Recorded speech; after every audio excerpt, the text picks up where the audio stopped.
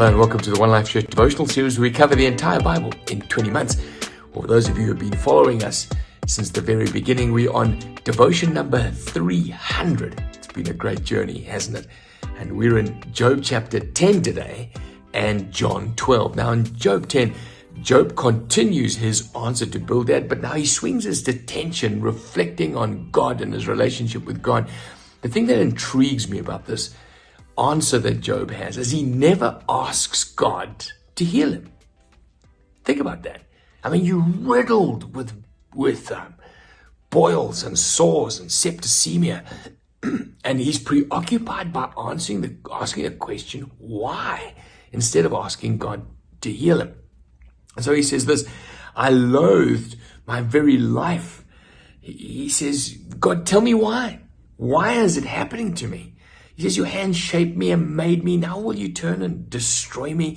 This whole lament, this whole complaint is about him feeling full of shame, bewildered as to why this is happening to him. But he doesn't ask. Wave after wave, he says, I just feel this loathing and this pain. I have a friend in our church who had a trauma at birth, which means he can't speak. It means he can't care for himself. I love watching him in church. He sits in his wheelchair and his eyes light up when he sees someone that he knows. He's a very intelligent man, has his matric, and he can write and communicate with his head on a keyboard. I look at that man, and if he was obsessed with asking the question, why, he would be as miserable as Job, hasn't he? But he asks the question, God, what do you have for me to do? What is it that you're wanting of me? And I hear often him saying he's praying for people, he's interceding about things. Job, basically in verse 20, he says, turn away from me, so I have a moment's joy. He just says, just leave me alone. Just give me a moment's joy that before I go into the grave. And then he had this idea of darkness beyond death. Anyway, so we'll see his next friend tomorrow. Our New Testament chapter is John chapter 12. Now in this chapter, we see Jesus with that family in Bethany that he really loved, Mary, Martha, and Lazarus. We see Greeks, we see the crowds coming, and we see the Pharisees. So let's look at them in turn.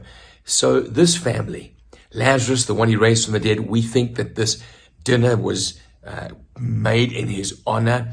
In other words, thanking Jesus for raising Lazarus from the dead. Now, Mary comes and she undoes her hair, which is a very undignified thing for a Jewish woman to do, and takes a year's worth of wages and wipes it on his feet, and this beautiful fragrance fills the room.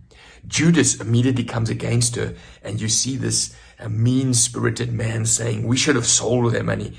John says he actually just wanted to keep it himself. But Jesus then turns and says, listen, she's anointed me for my burial. In those days, it was quite acceptable to spend money on people who are dying. And he's basically shutting up Judas's argument and saying this is a beautiful act of worship.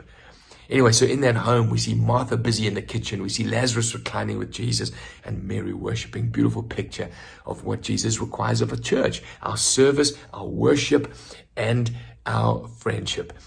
Then he comes into Jerusalem and masses of crowds take palm branches and they worship him. This is the one who raised Lazarus from the dead. This is like the pinnacle of Jesus' popularity. And while this is happening, some Greeks arrive. We don't know who they were, but these Gentile foreigners coming and inquiring about Jesus. Remember at Jesus' birth, the wise men arrived. Now at his death, these Greeks arrive intrigued. Maybe they've heard about Lazarus. Who knows what they've heard about? But Jesus doesn't answer them directly, but certainly the other side of the cross, he was making it possible. It's almost like it reached its climax now. Now the Greeks have come. That this is what I've come for, to bring salvation to Israel and to the whole world. Now, quite clearly, the Pharisees weren't very happy about this. Plotted to kill Lazarus, which is so ironic. You kill the guy that God raised from the dead as if God couldn't raise him again. And they plotted against Jesus. But as we draw this to a close, it says, even Some of the leaders followed Jesus, believed in him. Some of the Jewish leaders, but they did so secretly. Maybe Nicodemus was one of those. Maybe Joseph of Arimathea was one of those Pharisees who had turned to follow Jesus and look after him. But they were doing so secretly because of the great opposition against him. And this chapter ends with Jesus laying down the marker, saying, listen, the time has come for me to be lifted up. Believe. Verse 48, there is a judge for the one who rejects me and does not accept my words. The very words I have spoken will condemn them in that last day. He says, listen, there's a judge watching over what's going on here, boys. This is me going to the cross to give my life for you. Put your trust in me.